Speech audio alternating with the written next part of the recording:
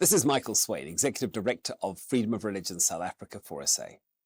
We're going to be bringing you a series of what we are calling victory videos, highlighting some of the amazing victories that 4SA has won for the South African public for religious freedom over the past 10 years.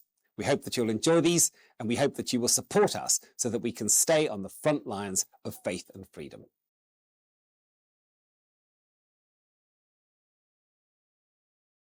In 2019, the Prevention and Combating of Hate Crimes and Hate Speech Act was introduced. Under this act, hate speech is defined as an expression that meets three specific conditions. 1, it incites harm. 2, it promotes or propagates hatred. And 3, it targets a group based on characteristics listed in the act. However, this includes controversial categories like gender identity, gender expression, and sex characteristics, none of which are clearly defined in the Act. This makes the ground for criminal prosecution dangerously broad and ambiguous. The Act's definition of harm is particularly concerning, as it includes substantial emotional harm, basically hurt feelings, and the nebulous concept of social harm, which could mean just about anything that supposedly undermines South Africa's social cohesion. These broad terms create a situation whereby it is in fact easier to be convicted of criminal hate speech and sent to jail than to face civil penalties like fines and apologies under the Equality Act. The defences and exemptions given in the Hate Speech Act to protect artistic, academic, journalistic or religious speech are also alarmingly weak.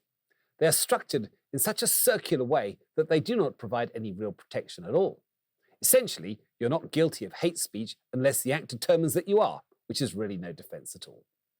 The penalties under this Act are also severe, with potential fines with no upper limit and up to 5 years in prison.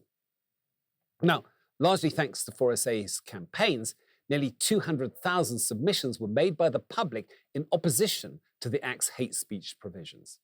Currently, 4SA is collaborating with a team of legal experts to challenge this law, which is blatantly unconstitutional and has ignored the principles of meaningful public participation. We are also exploring the option of drafting a private member's bill to correct the flawed definitions and to address the unconstitutional elements of this legislation.